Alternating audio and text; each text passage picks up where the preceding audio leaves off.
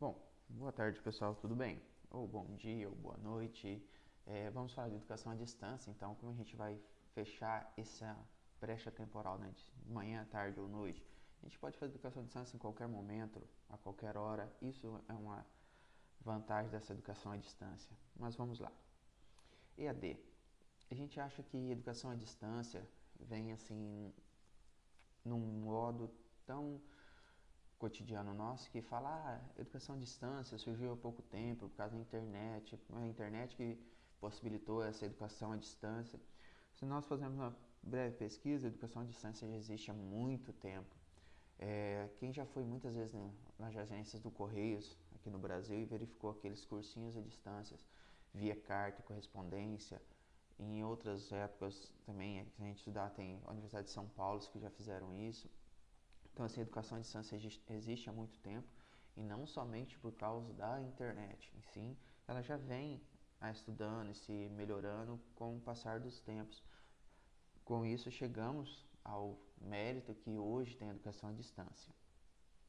Bom, no Brasil, o conceito de educação à distância proposto pelo Decreto 5.602, 19 de novembro de dezembro de 2005, do Ministério da Educação, coloca que, para fins deste decreto, caracteriza-se a educação à distância como modalidade educacional na qual a mediação didática pedagógica nos processos de ensino e aprendizagem ocorre com a utilização de meios de tecnologia de informação e comunicação, com estudos de professores, estudantes e professores desenvolvendo atividades educativas em lugares e tempos diversos. Por exemplo, aqui no início eu falei assim, boa tarde, bom dia, boa noite, não sei. Seria essa a ideia de educação à distância. Independente da linha temporal que você está, você consegue acompanhar e fazer esse diálogo assíncrono ou síncrono com a sua turma, o seu educador, o educando e assim sucessivamente. Com o decreto de 2005, que foi colocado a criação da Universidade Aberta do Brasil, que entrou em vigor mesmo em 2006, abre esse leque de opções de uma maior gama de atendimento de cursos superiores pela utilização da educação à distância. Isso foi um marco no Brasil. Muito importante ressaltar isso também, que graças a isso a gente tem uma abrangência e um acúmulo desse crescimento em si da educação à distância, graças ao UAB. O projeto AB é uma iniciativa do Ministério da Educação com o intuito de criar a base para uma universidade aberta e à distância no país, que, como eu já foi falado no decreto, ele cria essa colocação da UAB para benefícios dos educandos e assim melhor. A Universidade Aberta do Brasil foi criada em 2005 e regulamentada em 2006 pelo Decreto 5.800, de 8 de julho de 2006, pela Secretaria de Educação à Distância, CED, do Ministério da Educação. O projeto AB é formado pelo conjunto dos institutos federais de ensino superior, IFES, e que representam, por um lado, a garantia de que os mesmos professores dos cursos presenciais sejam responsáveis pela UAB. O que a UAB em si ela necessita, se a gente for pegar o decreto e sua legislação e tudo mais? Fala que assim, que as universidades têm essa logística material dos professores e tudo mais, do material didático, mas em contrapartida, cada município ou o estado em si, ele entra com um polo presencial. O que seria esse polo presencial?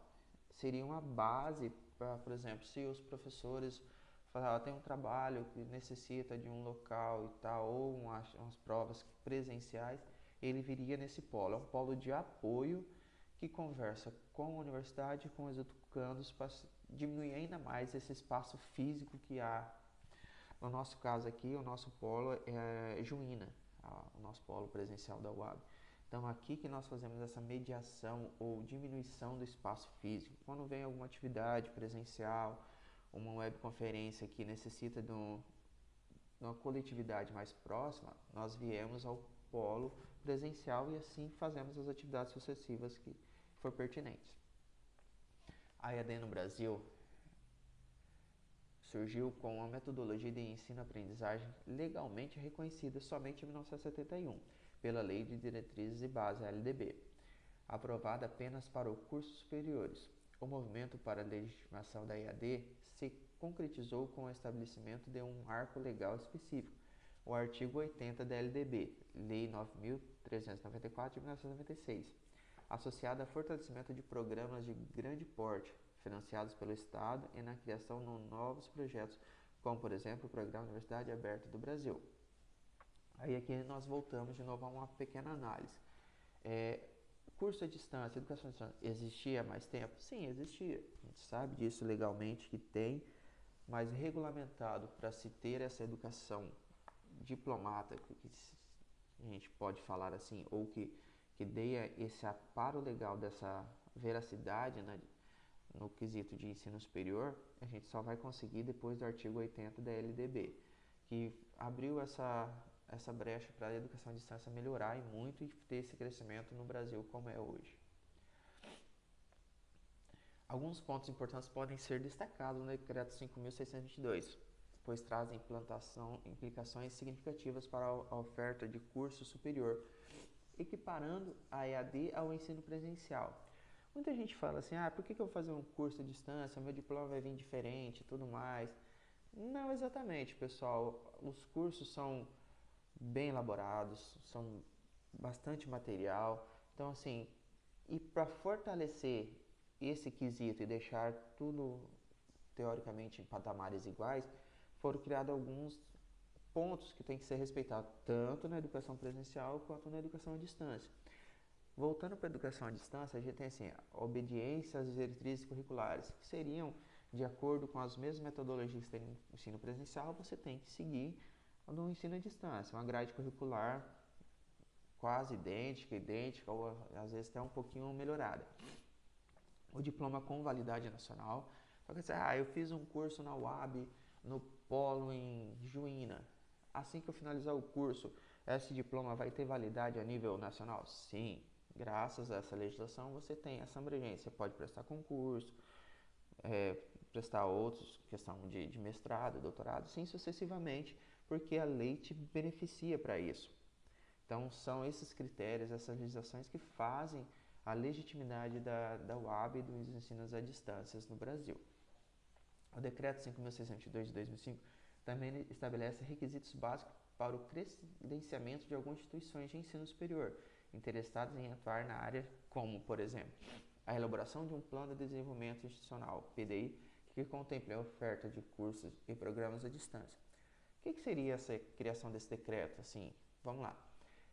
A faculdade em si ou a universidade tem interesse em fazer o curso à distância, mas o seu projeto inicial teve essa alteração, teve essa preocupação, aí nós podemos analisar algumas faculdades que se moldaram para esse curso e são pioneiras. Por exemplo, o IFMT em si, se a gente pegar alguns estudos, eles tomaram a frente, e o Mato Grosso em si, para essa busca desse aprimoramento e diminuir essa distância geográfica que existe no Mato Grosso, para conseguir que a graduação ou o ensino de qualidade chegue em locais que, posteriormente, por questões geográficas, não conseguiriam chegar. Então, esse decreto traz essas preocupações. Então, assim, não é qualquer universidade que vai conseguir ofertar. Eu quero ofertar um curso, vou lá, abro a carência e o curso vai ser feito. Não. Ele tem a preocupação em como que essa instituição pode manter esse curso, se tem a ideia de ter continuidade e tudo mais. Então, graças ao Decreto 5.622 de 2005, há essa colocação para assegurar o educando na manutenção ou continuidade dos cursos que vierem. Agora vamos pular um pouquinho. Como que a gente vai falar de educação à distância sem a utilização das mídias na educação, né? Mas paramos e pensamos um pouco. O que seria mídia na educação? É o uso da internet, do computador, dos smartphones. O que seria essas mídias da educação? Vamos voltar um pouquinho na história? O que vocês acham disso aqui? Televisão, via satélite, jornal. Nossa, não é mídia. Por que não? Não é utilizado para educação? Não é uma maneira de tecnologia? As cartas, como nós vamos falar aqui antigamente, como começou, ainda existia, e ainda existe até hoje, essa questão dos cursos de personalização, alguns cursinhos que são via correspondência. Mas vamos voltar um pouquinho mais, vamos deixar a gente pensando um pouquinho. Por que que as pinturas, as antigas pinturas nas cavernas, poderia ser considerado uma mídia para a transmissão do conhecimento? Se até hoje é estudados quais os conceitos dos povos antigos e tudo mais, graças a essa metodologia que era passada, essa questão da pintura e tudo mais, não é o uso de uma tecnologia. Lógico que tecnologia da época que tinha e tudo mais. Hoje nós estamos com a tecnologia muito mais avançada e os meios de comunicação muito mais avançados. Mas não deixa de ser uma utilização dessas mídias. Agora muita gente vai olhar e falar, nossa, eu sou dessa época também. Sentir aquele cheirinho de álcool nas provas e tudo mais. Mimeógrafo, quanto tempo não foi utilizado e ainda é utilizado em certas localidades para melhorar o desempenho em questões de reprodução de provas, atividades e tudo mais. Era uma tecnologia muito utilizada na época, que saiu por muito tempo e muito bem utilizada. Hoje, lógico, a gente tem outras tecnologias que substituíram, mas não deixa de ser uma mídia utilizada para a educação, né? Aí hoje em dia não, hoje a gente já tem um pouquinho mais de comodidade, se podemos dizer assim, né? Você tem aí a internet, tem o smartphone, tem uma confiabilidade em dados muito mais rápido, uma conversa em si. Por exemplo, um chat na plataforma, a conversa se dá muito mais rápido do que, por exemplo, envio de cartas, né? Que ainda hoje existe tudo mais, todo mundo utiliza, alguns utilizam. Então, com isso, a gente tem essa questão. Lógico que muitos vão falar assim, mas a educação à distância só teve esse boom assim por causa da internet. Não discordo, mas essa questão da educação à distância vem se aprimorando há muito tempo. Então não é um quesito que surgiu da noite para o dia, que não tem confiabilidade. Nós sabemos dessas utilizações e só ocorre a educação à distância com a utilização das mídias na educação. Por quê? Mas pode ocorrer educação à distância sem a utilização das mídias? Pessoal, vamos analisar o seguinte.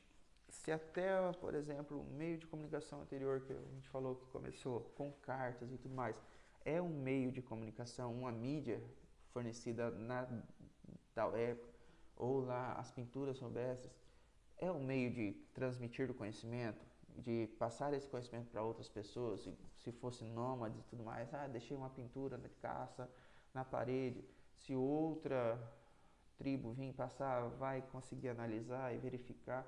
Então, eram os meios que tinham na época. Hoje, nós, graças a Deus, temos alguns meios bem mais aprimorados e mais fáceis de conversar. Então, assim, a base inicial seria essa da educação à distância. O que é educação à distância? Na teoria e na prática, no ponto de vista da maioria, nada mais é do que passar o conhecimento de qualidade, como está no decreto lá e tudo mais, mas de uma maneira a diminuir esses espaços geográficos que nós temos. Por exemplo, no Mato Grosso, se você pegar, é muito grande territorialmente. A gente até pode falar que o Mato Grosso em si tem dimensões de países, ou quase de alguns países europeus cabem dentro do espaço geográfico do Mato Grosso. Então, por que não utilizar essa tecnologia de educação à distância para diminuir esse espaço geográfico e trazer a educação, a formação de qualidade para mais pessoas? Com isso, a gente traz essa questão de educação à distância, tirando um pouquinho também esse preconceito que ainda existe com a questão da educação à distância, que muitos colegas nossos têm. Então, assim, a educação à distância está aí para melhorar, para ajudar, e vamos dar um apoio, vamos colaborar, vamos incentivar, vamos dar retorno para as instituições quando for necessário para esse aprimoramento nessa educação à distância. Bom, pessoal, ficamos por aqui, até a próxima. Vamos calcular a continuidade dos ensinos assim futuramente. Obrigado, até mais.